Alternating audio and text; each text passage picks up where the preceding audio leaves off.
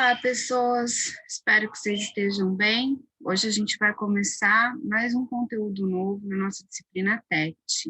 Esse conteúdo já é referente, ao nosso segundo bimestre. Então, conteúdo novo na disciplina Tecnologia dos Materiais, Ensaios Mecânicos e Tratamentos Térmicos. Para que a gente comece, vou compartilhar aqui a minha tela com vocês. Aí, vamos já com o modo de apresentação e vamos lá. Então, essa é a nossa aula 3, nosso conteúdo, terceiro conteúdo, estrutura dos sólidos cristalinos. Essa aula, ela também vai ser ensinada em 2 etapas, Essa é a primeira etapa da nossa aula, e a continuação vem na próxima semana. Lembrando que os professores dessa disciplina somos eu e o professor Diego, e eu encaminho essas aulas aqui com vocês.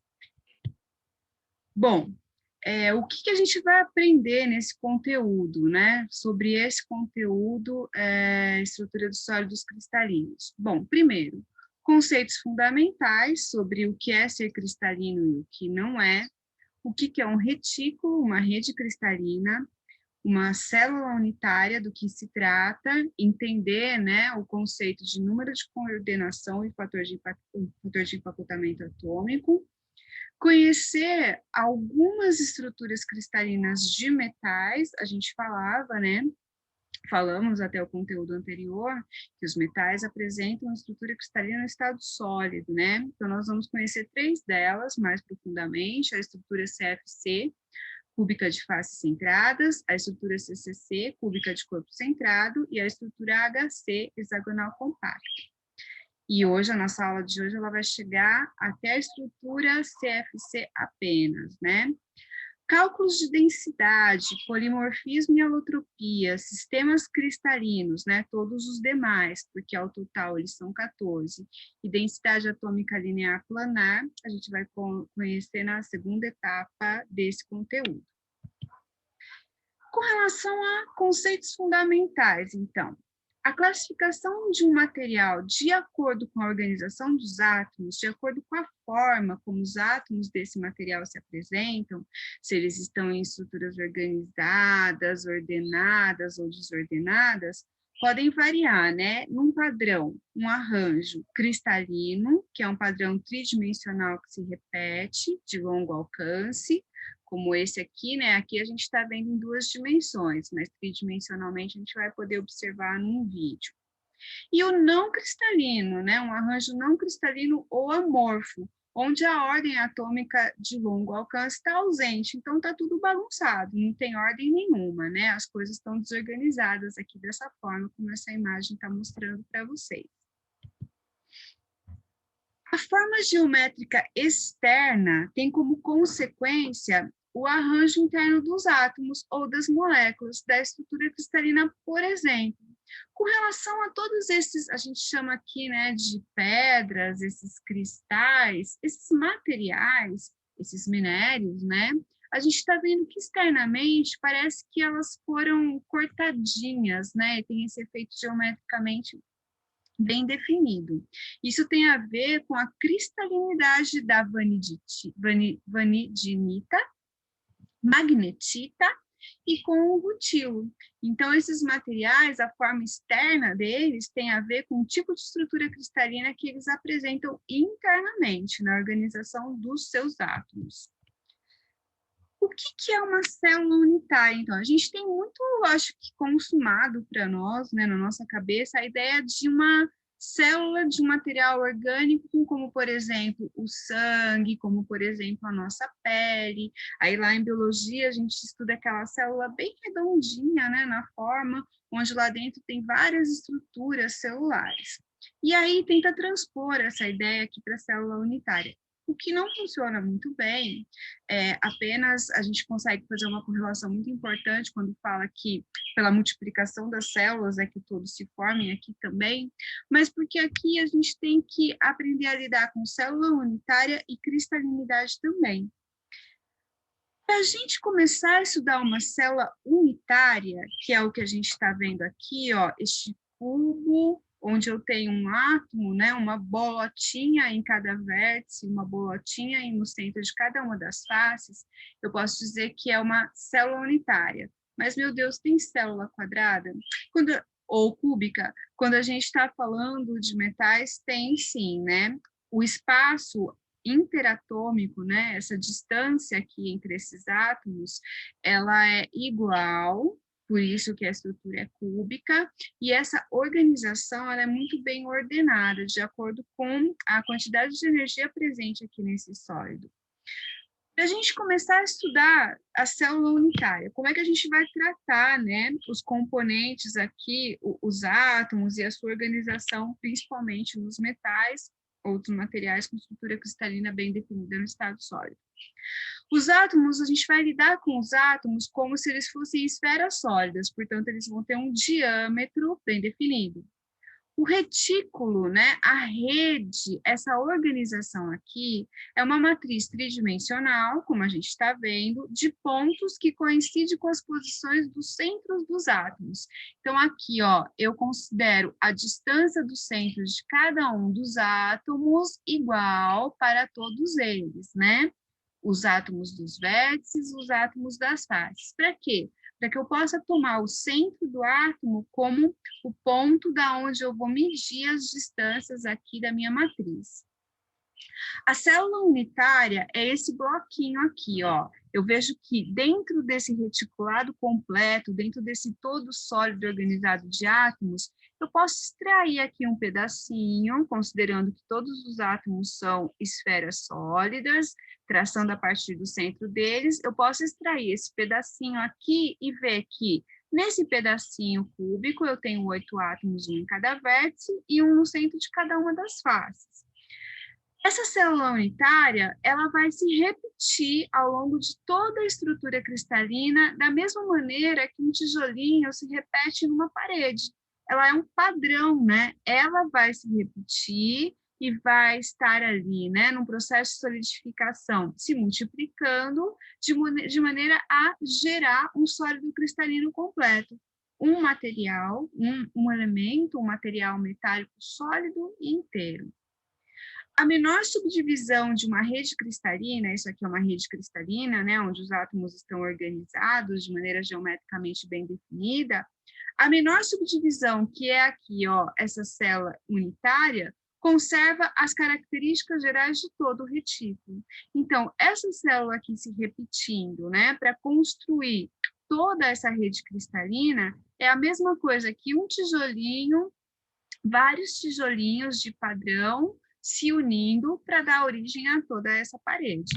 Então, aqui a gente chama de célula unitária, essa estrutura cristalina bem definida, neste caso aqui cúbica, que se repete para formar toda a rede cristalina. E a rede cristalina, ela representa o que um material metálico no estado sólido representa internamente, né? O que ele tem internamente, se a gente puder visualizar a organização dos átomos dele.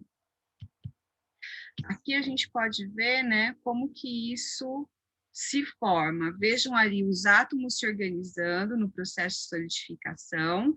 A gente pode ver que esse efeito da organização, ele realmente é tridimensional. Nessa formação aqui, ó, eu tenho uma estrutura cúbica, onde existe um átomo em cada vértice do cubo e um átomo no centro. Se a gente desenhar, recortar um cubo, né, dessa estrutura que está se repetindo aqui, a gente verifica que sim, né, aquilo ali realmente funciona como um tijolinho, e a repetição daquela estrutura, que é uma célula cristalina, vai gerar um sólido cristalino completo, um reticulado cristalino completo, como um tijolinho, né, como a estrutura do tijolo se repete em todo o muro, em toda a construção, para criar um sólido, né? Uma casa completa, uma estrutura inteira completa. Bom, Aí, agora que a gente já conhece a célula unitária, já entende o conceito de sólido cristalino, o que é uma rede cristalina tridimensional, como é que é essa analogia, né, entre a célula unitária e o tijolinho para a construção da parede, a gente precisa aprender mais um conceito, né, que é o número de coordenação. E é muito simples, não tem nenhum segredo nisso. O número de coordenação é o número de átomos que tocam um átomo em particular. Ele é o número de vizinhos mais próximos daquele átomo. Ele indica o quanto de proximidade eles têm dentro de uma célula unitária. Por exemplo, né? Vamos tomar aqui, ó, esse átomo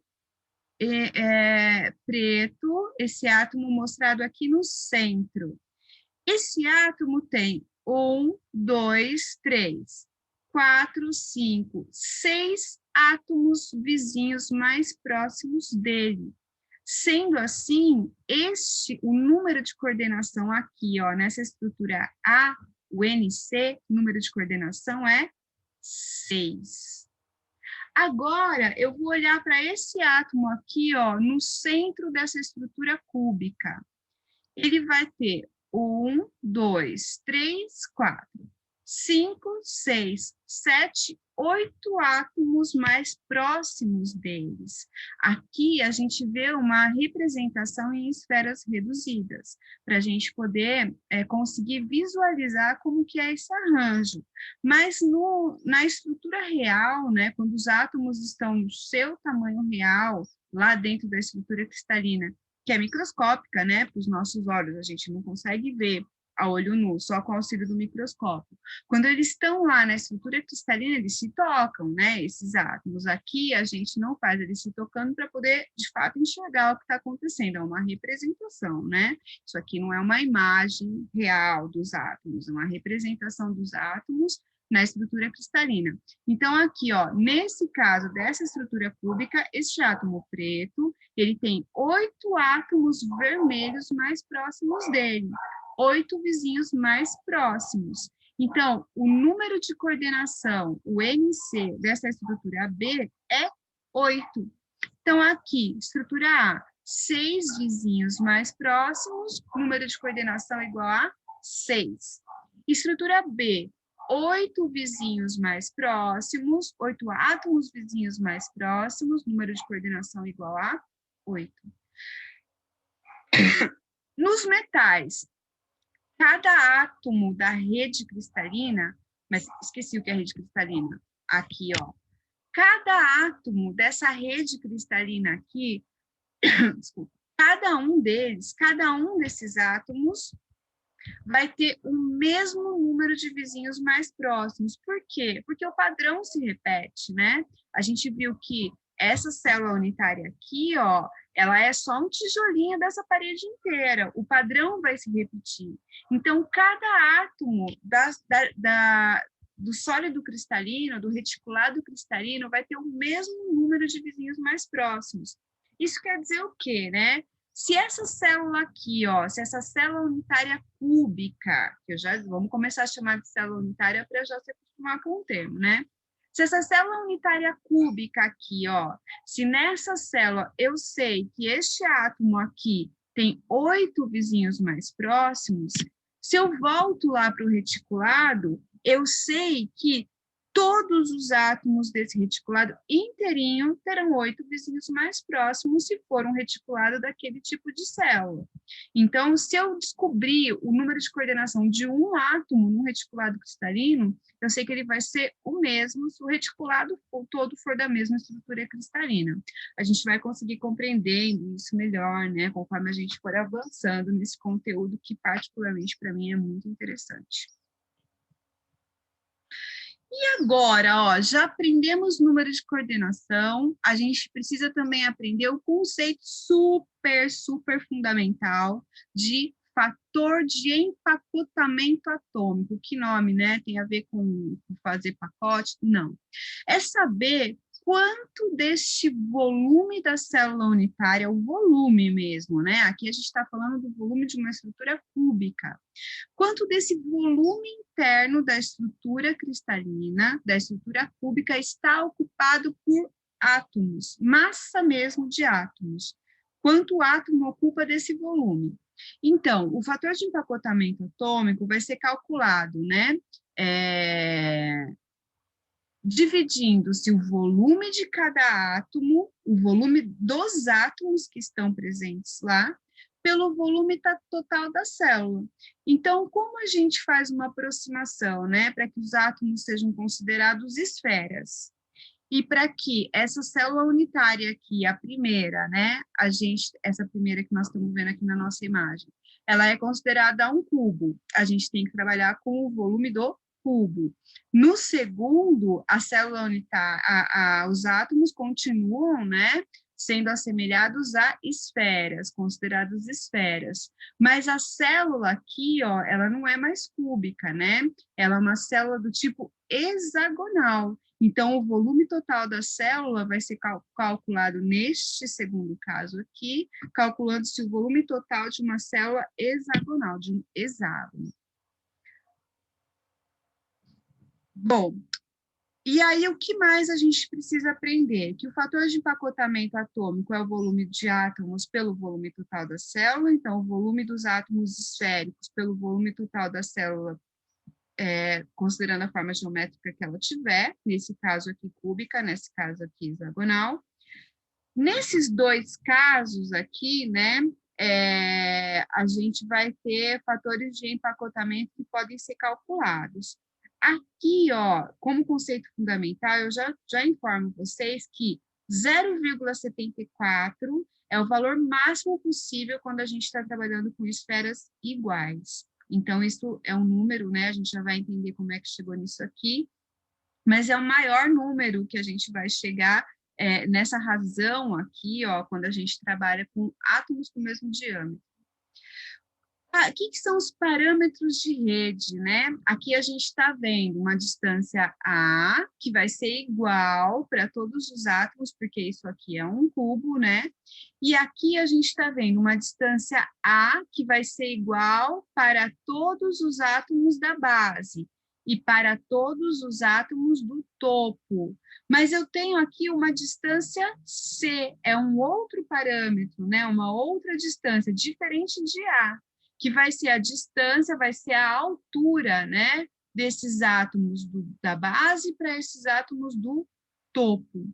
Então, tanto A quanto C, nos dois casos, são parâmetros de rede, são medidas das arestas da célula unitária e os ângulos também da célula unitária também são parâmetros de rede.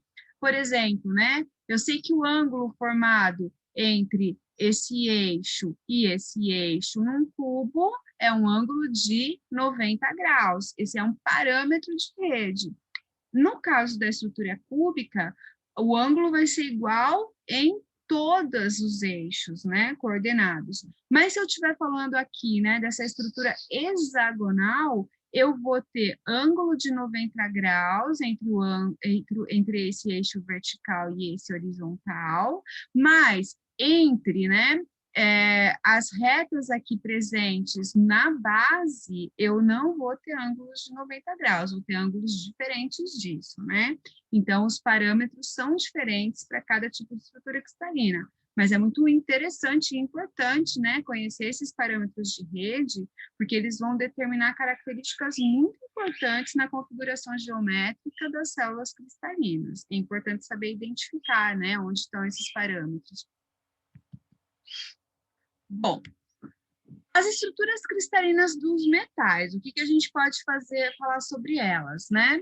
Elas são relativamente simples, quando comparadas a estruturas encontradas em cerâmicas e polímeros, por exemplo, a gente viu que eles podem ter variações na estrutura. Eles todos têm ligação metálica, e a gente aprendeu sobre ligação metálica nas últimas aulas, e sabe que ela é não direcional, né? Tem o mar de elétrons, a nuvem eletrônica, né? Lembram disso? Então, não tem restrição em relação ao número e à posição dos átomos vizinhos mais próximos. Números elevados de vizinhos, empacotamentos normalmente densos, e cada esfera vai representar um núcleo atômico.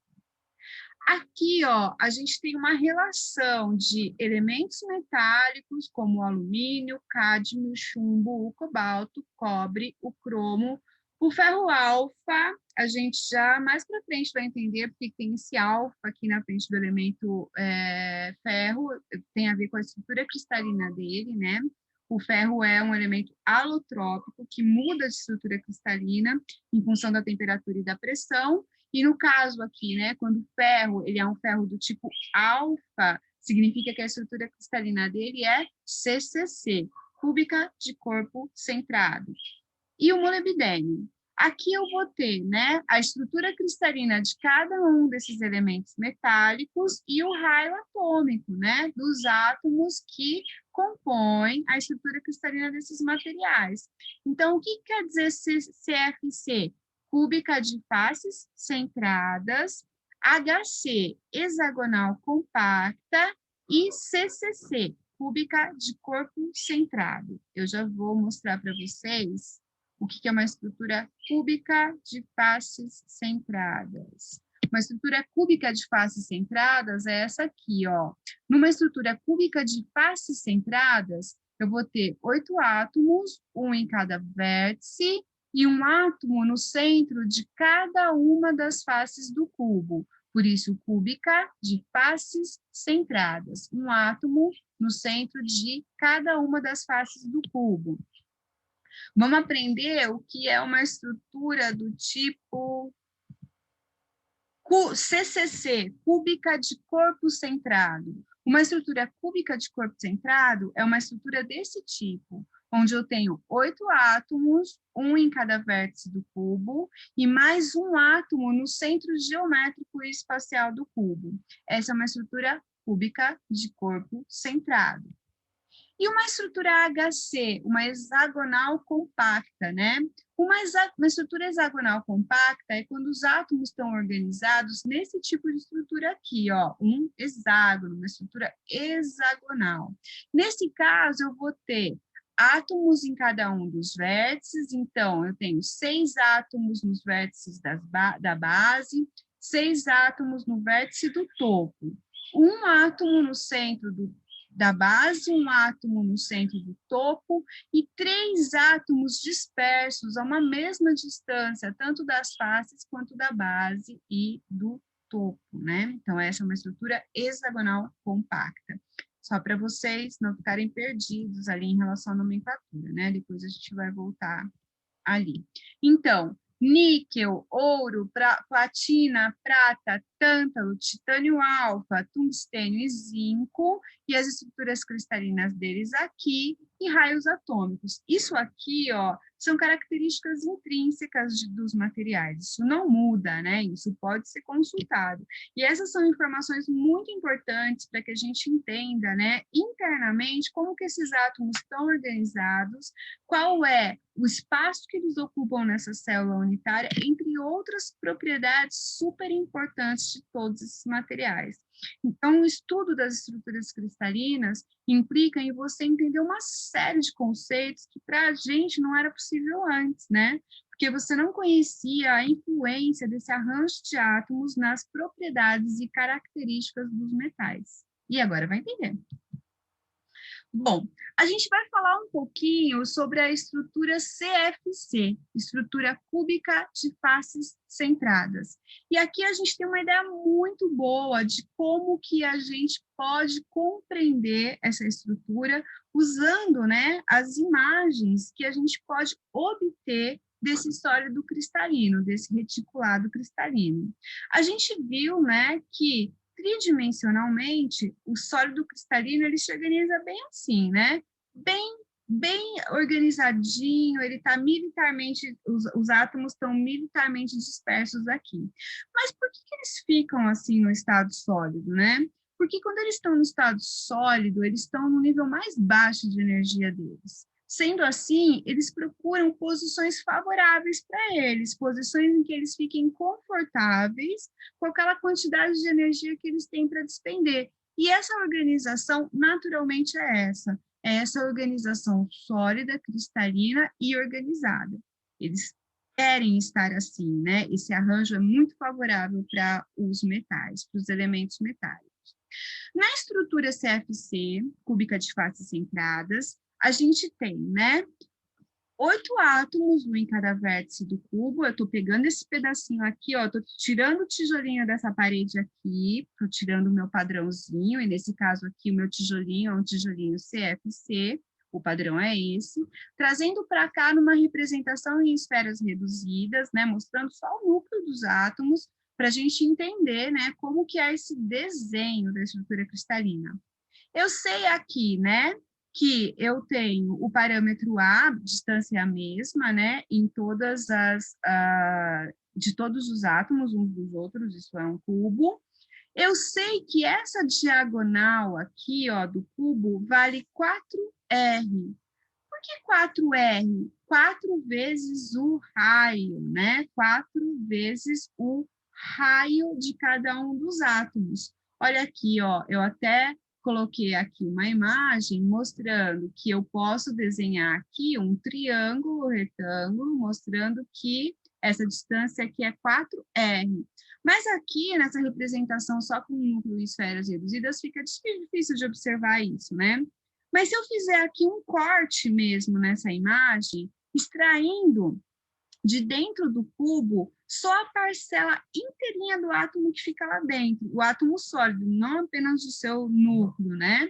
Eu vou ter aqui, ó, um átomo inteiro, aqui cortado, um raio inteiro de um átomo, e aqui meio raio mais meio raio, né? Desculpa, aqui eu vou ter um diâmetro inteiro, portanto, 2 raios, né? 2R, e aqui eu vou ter mais um raio inteiro, mais um raio inteiro. Então, 2R desse átomo cortado no centro, mais um R mais um R. Portanto, essa distância aqui é 4R, aqui A, parâmetro A, e aqui, nessa lateral, nesse eixo vertical, A. A é o parâmetro de rede, é a distância entre os átomos, e R é o raio atômico dos átomos. Aí eu chego neste triângulo retângulo aqui, e eu preciso chegar a um valor desse A, desse parâmetro A, dessa aresta do raio, dessa aresta do cubo, em função do raio. Para chegar nessa equação aqui, ó, eu uso o teorema de Pitágoras. Eu vejo que aqui eu tenho a construção de um triângulo retângulo, 4R, A e A, aplicando Pitágoras e desenvolvendo, né, toda essa equação aqui em função de A, eu chego a este valor aqui, ó, essa equação aqui. A é igual a raiz de 2 vezes o raio. Se eu guardo esse valor, né, ele vai ser importante para os meus próximos conceitos.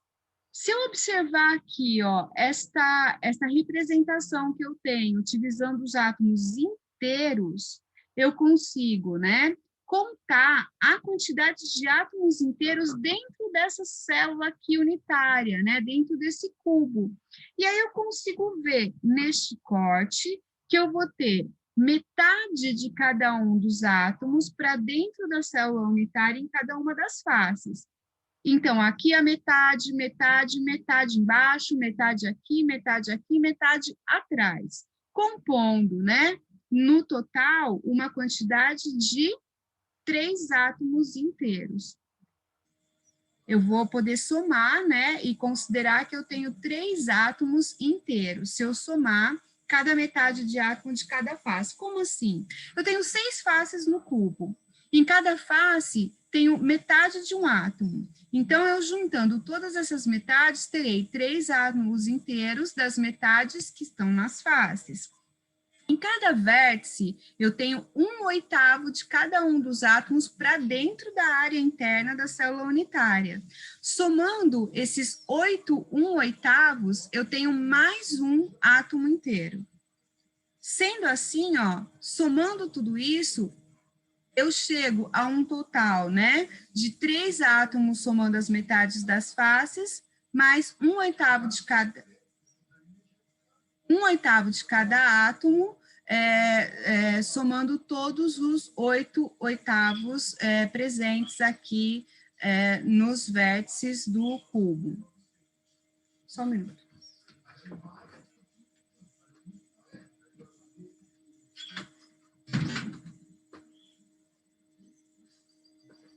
Desculpa, voltei.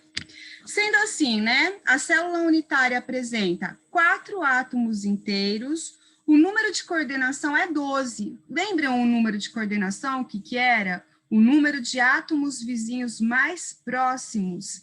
Aqui, ó, o meu número de coordenação, a minha quantidade de vizinhos mais próximos é 12. Eu posso contá-los, né, aqui, né? Eu tenho 8 átomos, um em cada vértice, e tenho mais 6 átomos, um em cada face. Sendo assim, se eu considerar a partir de cada átomo presente aqui, os átomos vizinhos deles mais próximos serão um total de 12, né? 12 átomos vizinhos mais próximos de cada um dos átomos presentes nessa organização.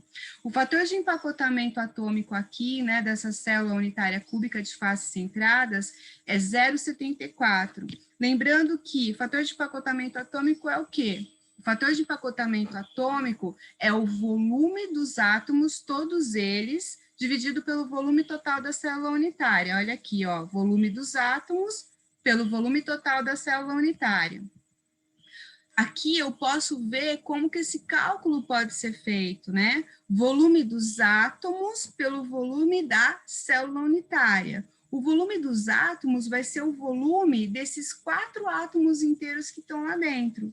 E o volume total da célula unitária será o volume total desse cubo, cuja aresta é A.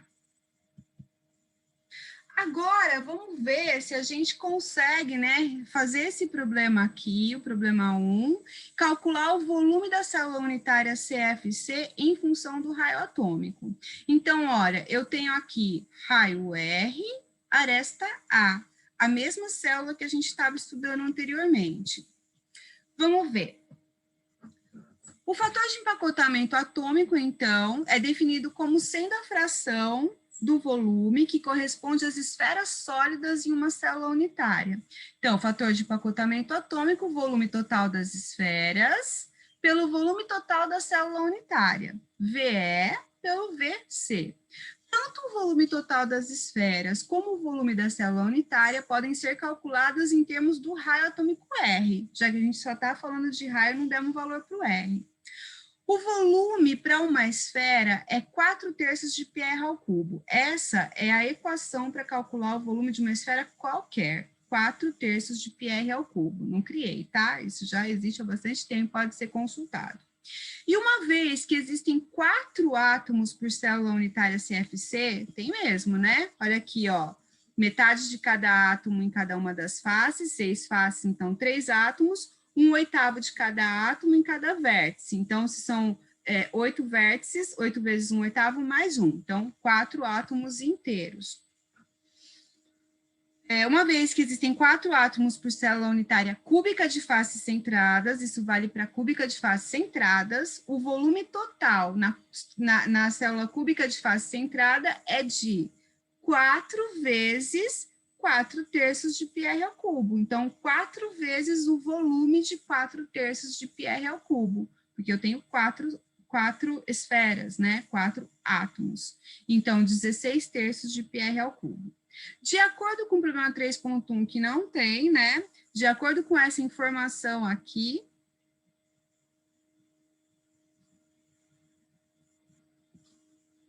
que eu obtenho aqui, né? Considerando essa relação aqui, se eu considerar que a aresta A do cubo pode ser calculada em função dessa equação que a gente calculou antes pelo teorema de Pitágoras, né? Raiz de 2 vezes 2R, se eu levar em consideração essa informação, eu posso chegar, né? Calcular aqui, ó, que o VC, que é o volume total da célula unitária, como que a gente calcula o volume total de uma célula cúbica, né?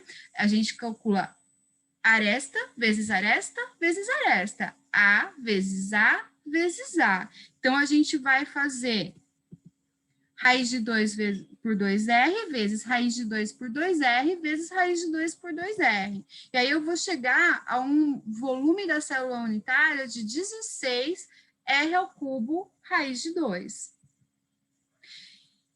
E é só isso que a gente vai calcular por agora, né? Eu vou parar por aqui na resolução deste primeiro cálculo de fator de empacotamento de uma célula unitária CFC. Nós vamos fazer alguns exercícios a mais e a gente continua com esse conteúdo na parte 2 da aula sobre estrutura dos sólidos cristalinos. Vou parar de compartilhar minha tela aqui com vocês, dizendo que em breve a gente volta para continuar esse conteúdo.